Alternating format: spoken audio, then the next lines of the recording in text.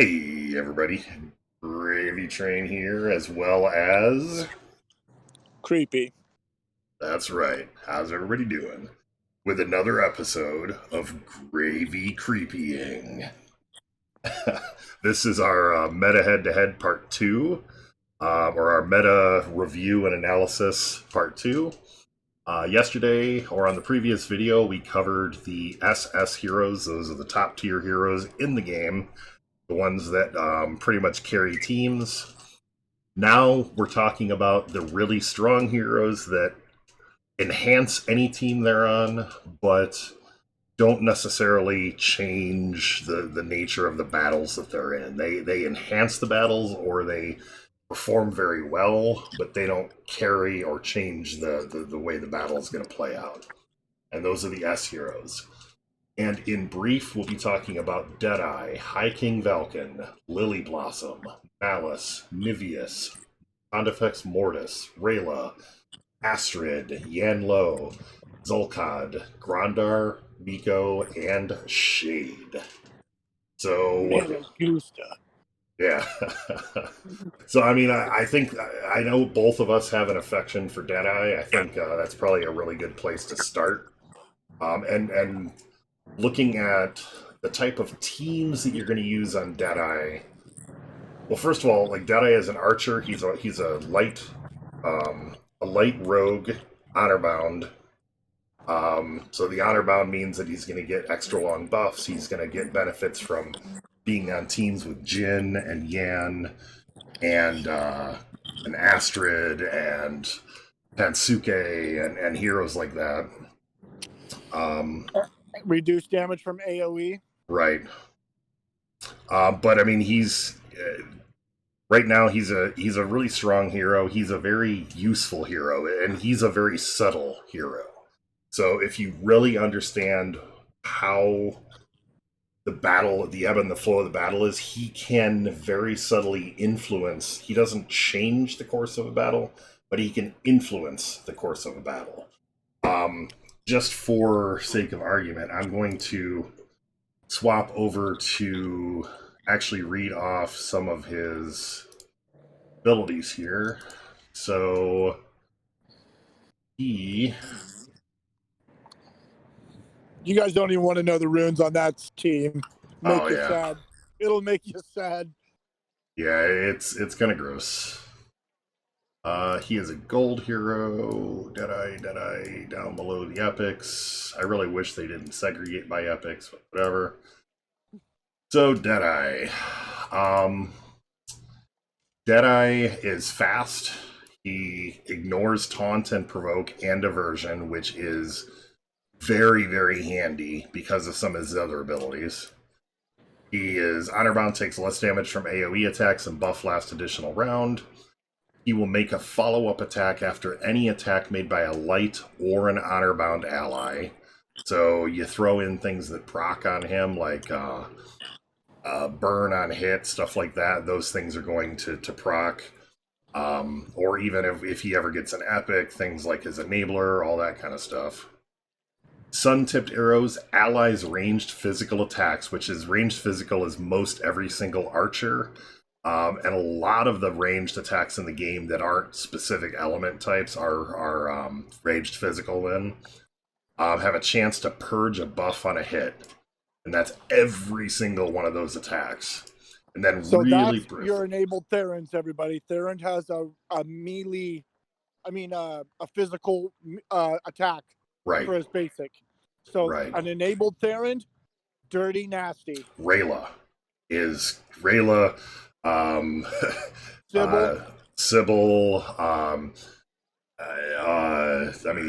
Darius. There's tons and tons and tons of ranged physical attacks. Jumbo does a ranged physical attack. Kozar does a ranged physical attack. I mean, there's just tons and tons and tons of ranged physical attacks. So his first ability, Bring It Down. So this is where a lot of the subtlety and a lot of where you can really steer the fight kind of comes in. So Bring It Down is a ranged physical attack for 2,000 base damage that marks the target, which means it increases ranged damage that target takes by two times. and then all ranged allies make a follow-up attack on the target. So if you've got a hero that you need to take down, but another hero is taunting, typically you'd kind of be screwed. You'd have to attack that taunting hero, and you might not kill that Arya or that whatever hero that's not able to be attacked right now.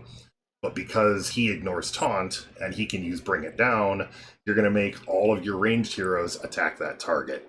So you can very, very easily end up killing or disabling another hero that is technically, without having to remove the taunt or an aversion or whatever else is on there. And because you have a chance to purge buffs, it will very often knock Agnon out of stone form. Well, it used to. I don't think that would actually work now. It won't happen anymore. But you can remove taunt. You can't remove the aversion, but you could get rid of like guardian buff or different other things like that. So that's very useful. Solar shot. So other than like silencing or paralyzing somebody, this attack will actually, it's an armored piercing ranged physical attack with a chance to blind, which reduces the attack and defense by 75%. That alone is huge. And reduces the target's energy by 1, and it starts powered. Now, that reduces target's energy by 1 is kind of a misnomer when you think about it, because you're like, oh, well, if I just run Festives, my ability that starts powered I can still use. Incorrect. What actually happens is each power or each one of your abilities has what amounts to a battery. And as that battery builds up and fills up, then it is like, it doesn't matter how much additional energy you pour at it. So by removing that 1 energy, it's going to remove 1 energy from all 3 of your ability batteries, kind of in quotes. And that is why you're going to... Oops, let me turn my camera off. That is why you're going to not be able to use an ability. So he will actually stop somebody from using any of their powered attacks, even if they have Festives or technically have more energy or whatever. And then finally, Surgical Volley attacks all enemies, and it applies nerve damage, which means they can't heal for 3 rounds. So that's pretty good. Now, obviously, that only works on heroes that are buffed, or that are debuffable. But even so, right? And all that stuff is amazing. Now, I'm going to give you guys, now that Dagon is epic, is available to everyone, I'm going to give everyone a really sweet team with Deadeye, because the drawback to Deadeye and the reason why he's in this S spot, great utility player. But he can miss. And we have these evasion runes. But don't worry, Uncle Creepy and dear Uncle Gravy got you. What you do is you enable Dagon, paralyze everyone, and now Deadeye won't miss. If anything's still alive. Huh? If anything is still alive. Yeah, if anything is still, yeah. Well, so on this sort of thing, now you can't use this against everybody, but anyone with enough balls to not put Dagon first on their defense, what you do is you run Dagon, Foresight, Deadeye, and Nidius and Arrakis.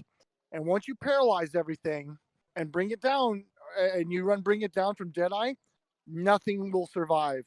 Not a single thing can survive. Yeah, I think I've done it on my streams. I was running that team, and oof. It's just so dirty. Gross. It's so dirty. And of course, and for a while, we in the stream, if I remember right, we had you throwing Sybil in there to get these evasion runes off.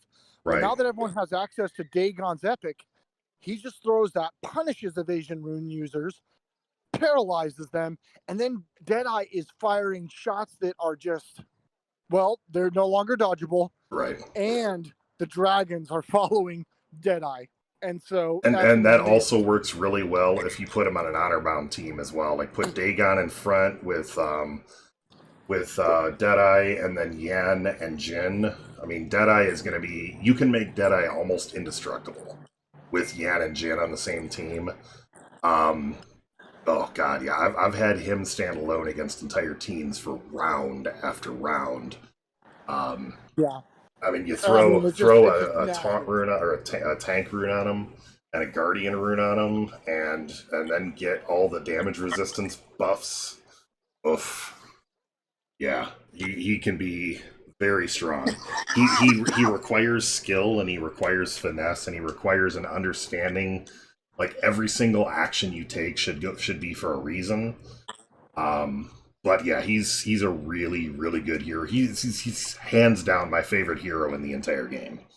Mostly because when I started the game, I didn't have all of the crazy, and at that time the craziest runes were festives and tank runes.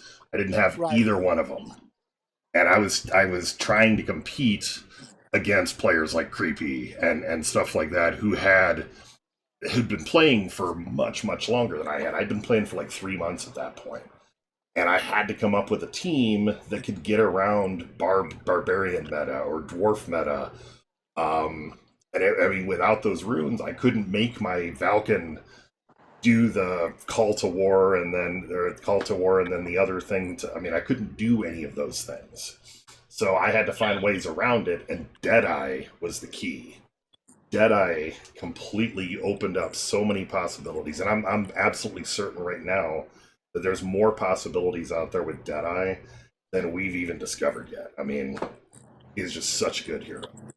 Well, and another thing that I'd like to point out with all this, I'm not going to talk about that team, but I will say this. Deadeye, once everyone's paralyzed, can't miss. And if he's on a team with Dagon, because of the righteous follower passive, guess who gets shot at? Everybody. Yep. So then you pair Jin Lee with it. And we got more range follow-ups on paralyzed targets. And Dagon or Valk or Deadeye will make Jin do follow-up attacks, because honor-bound heroes will then, if they crit, they'll put shock onto the targets, which means Jin will follow up. And then when Jin doesn't attack, Deadeye will follow up. I mean, it becomes disgusting. So long story short, now that Dagon Epic is out there, Deadeye is a fantastic player and utility out the wazoo as is. Right. With his only weakness being, can he take a punch? Yes. He's an honor-bound hero, so he can take insane punishment. Right. You can rune him up really well. Those taunt runes work around him. Those oak form lilies. Now you just solar shot him, and now they don't got binds around one. Right. So amazing hero. But not in the way that like Serenity has got too many things all at once. Right. Like he has a bunch of things, but no one of them. He can do the same thing that Serenity does with her S3, with his S2, for example. Right. But it's not as nuts. Like he's just a really well-rounded hero. Even before Dagon was a factor, he's always been an S on this meta, on my meta spreadsheet. And he's consistently stayed good all the way through. He's just a really, really well-rounded hero. Exactly right. And as long as I'm the only ability in the game, and this will be for whenever we start going into counters, the only ability in the game that will override his blind eye passive is Divine Intervention from Grandar. That's it. That's the only ability in the game, assuming Serenity doesn't block it. That's the only ability in the game that can stop you from picking your target on with a Deadeye. Yep.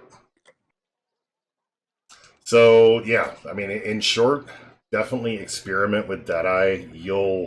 If you find some great combo, you never know. You might find something that we haven't, but Deadeye is a hero that both Creepy and I turn to if we're looking to get funky and get around something. It's the first hero I think about. Absolutely. Right. So moving on, we have a bunch of other legendary heroes. We got 3 gold heroes. Let's cover the gold heroes first. Let's get the ones that don't get a lot of love always out of the way first. I'm right there with you. The next one then is going to be Malice. I think Malice kind of doesn't even need an introduction. Like, Malice is the hardest single target hitting hero in the game, I think.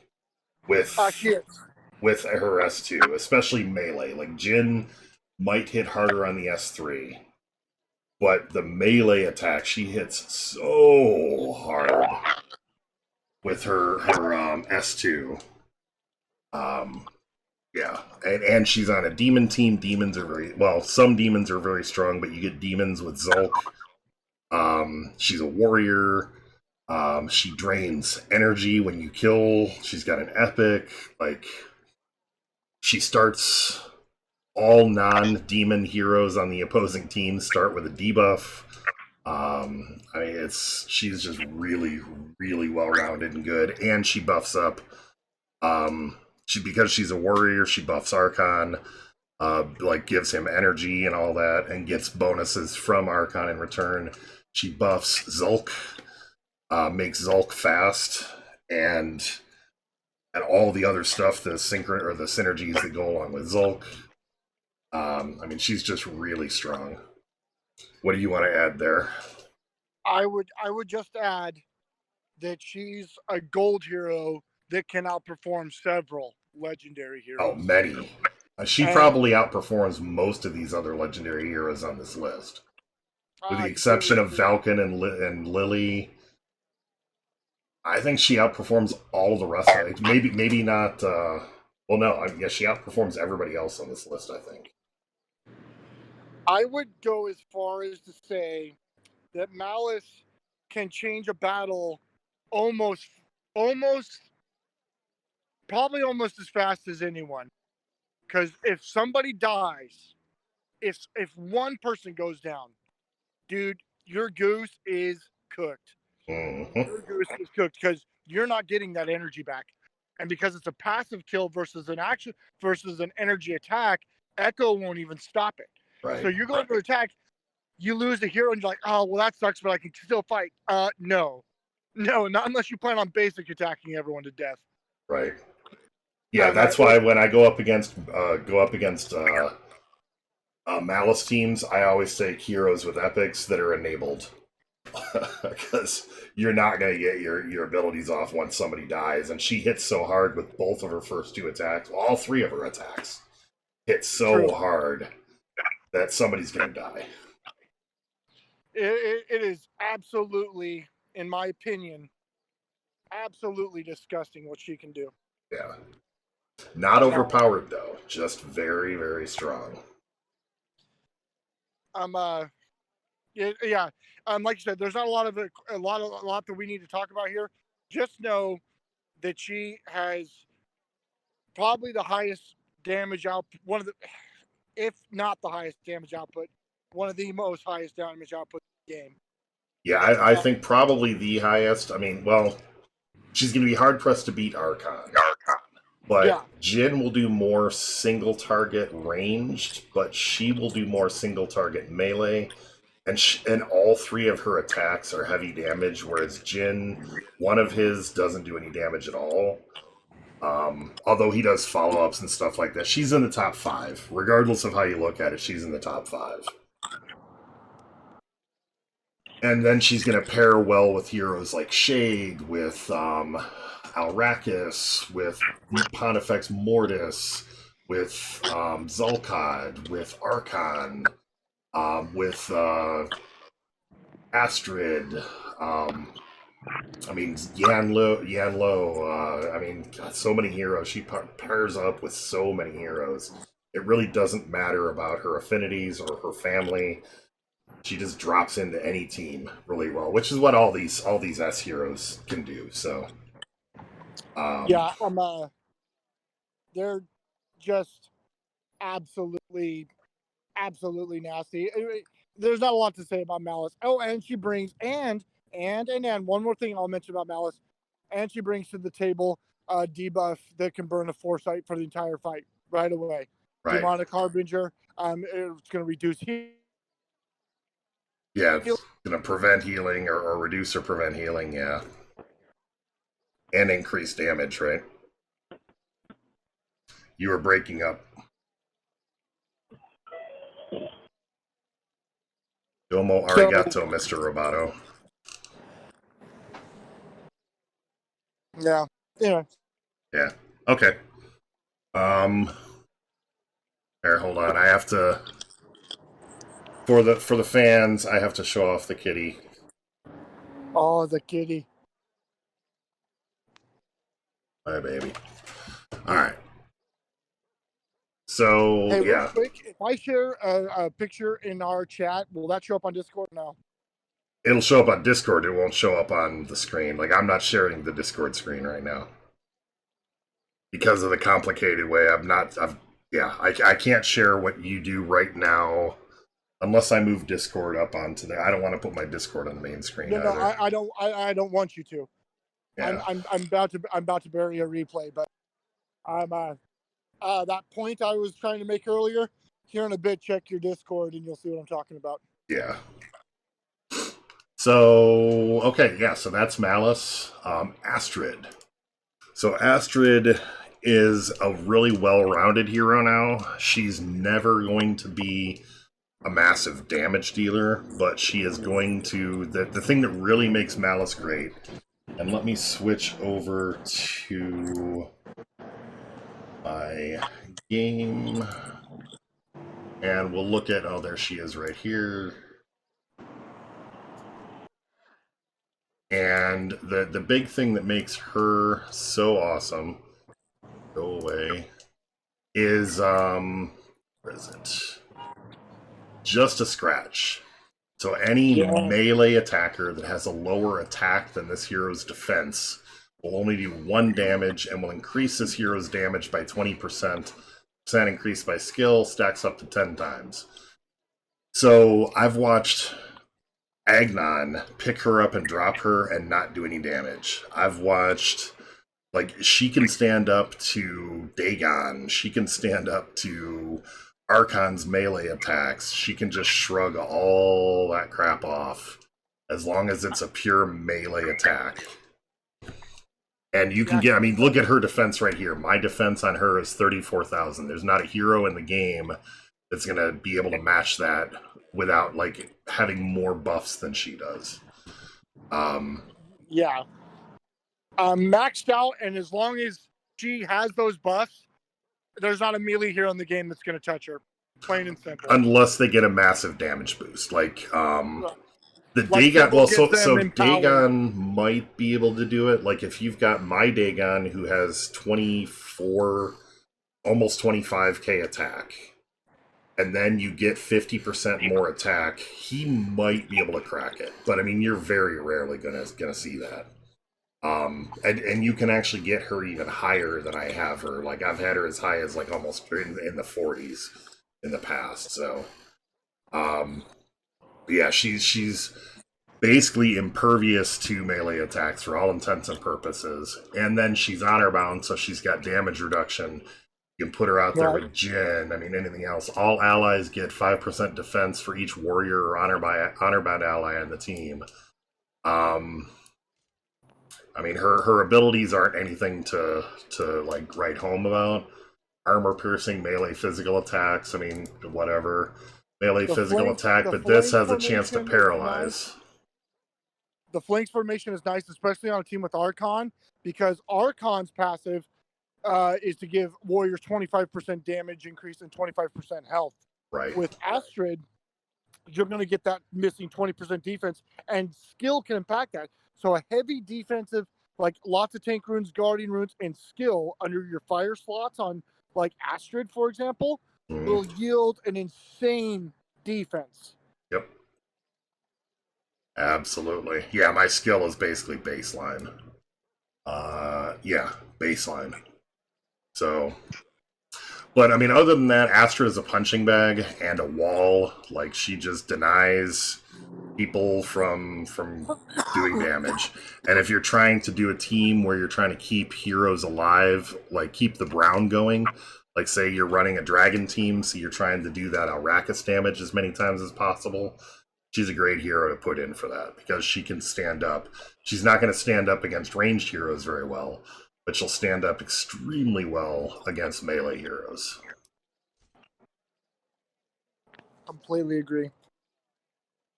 And back. All right. So, I mean, Astrid, there's not too much more to talk about with Astrid, and I want to move on to some of these other heroes, but those are the gold heroes that are in the S tier.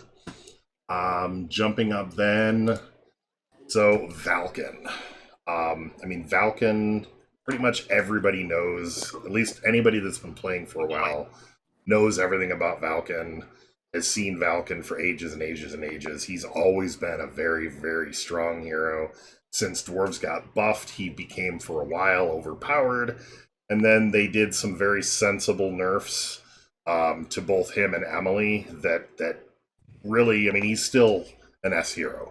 He was Absolutely. Like the absolute top of the top before, but it was ridiculous. So now, he's been an S hero ever since. He's been still really strong.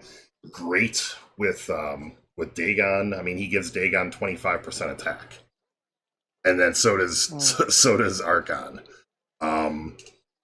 They both never miss. I mean, he never misses, so you can use him against Arya and evasion runes and all that other stuff. He does AoE damage and freezes. He causes other heroes to follow him. If you proc his epic, he gives haste to Dagon. I mean, he's just all around a very, very solid, very survivable. You can set him up for attack. You can set him up for defense. You can set him up for festive so that he can do more disabling attacks. He's just a very, very good hero. What do you want to add about that? What are your thoughts? So things that I would add to that, like immediately, is he is an S hero. He does allow your dwarves to hit harder. And Dagon kind of begin the meta. The reason why Dawkins an S is he makes him even better. And the other thing to think about was Serenities with adept strikes. If you are able to manage the 3 festives on Valken, you can go right into Steel Sharpened Steel, right into infantry in round 1 without Zen, without anything. Now, granted, you'd probably want them as your slot 1 normal speed, but you're going to have those type of abilities immediately. So then you can buff your team's attack and crits with Steel Sharpened Shield right into infantry. If they can't be frozen, they will be frozen. If they have evasion, they're going to get harder. And the entire time, he's generating follow-up attacks from everyone on your team. Yep. So Valken is absolutely wonderful. And my favorite thing about Valken, stats-wise, him and Jin are about the most versatile characters in the game. They can both do either face-melting damage or the most frustrating defensive characters is insane. But I feel like Valken's range, as far as character, is probably one of the best in the game. Like, as far as utility goes, you can make him, and you've seen it the other day, Gravy made a 41k Valken, and he could have made him higher. Yeah, defense. Yeah. Inversely, we've seen 30k attack Valkens. It's high skill, high attack. I've never seen a 30k attack Valken. You've never seen... Firene. I know he's probably watching this, or he's going to watch this. Well, Firene probably, in fairness, he probably photoshopped that. I mean, if you had said a name other than Firene, I would have believed you. But I think Firene, and he acknowledges this. I mean, I'm not ragging on Firene. He's a friend, but he probably photoshopped that. The highest, like my Valken right now with max attack stuff is at like 25. You might be able to get him around 26 or 27, but I don't think you're going to be able to get him much higher than that. Well, the reason why I bring that up, and now I'm really wondering, because with moderate effort and without all these great attack blue runes, I made a 28k Valken a few months ago. Well, let's table that thought because we can explore that offline, and maybe we'll address that on stream because I want to play around with that. I'm not sure it's possible, but I'm not doubting that you did it, so we'll explore it. The trick is skill on the third stats. You want attack, first and secondary stats, skill on the third to boost that dwarf passive. It gets stupid. It gets absolutely ridiculous. All right, well, we'll check it out, but definitely not right now, yeah. But all right, so back to the original point. I feel like Valken has the most versatile skill set in the game. He's impervious. You can make him a tank. You can make him an attacker. You can make him balanced, but he's good at everything. No matter what you need him for, he can do it. Yep. And that perfect swing makes him excellent utility for everything. Yep, absolutely agree. Couldn't agree more. So yeah, I think he kind of goes without saying. Like, I don't think it's a surprise to anybody that he's on the S list, unless they were expecting him to be on the SS list, which he's probably an S and a half. So yeah, I mean, he could straddle the line between them. At the very top of, like, all the S's are good, but if I had to pick two S's that would flirt with SS, Malice and Valken. Yeah. Sure. Agreed.